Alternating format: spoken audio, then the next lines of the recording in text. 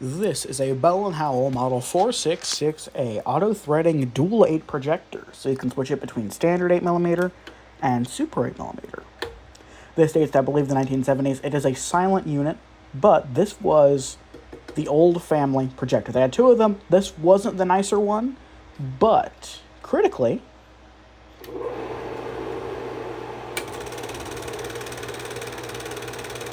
she still works. And it even has some nice things, like you can click it into slow motion with variable control. So now it's advancing very, very slow, probably about 3 frames a second now. Or I can go ahead and click it back into high gear. Yeet. And even better, the light works, which is good because these bulbs are about $100. So when this bulb inevitably gives out, we're going to switch to an $85, 175-hour custom module from eBay.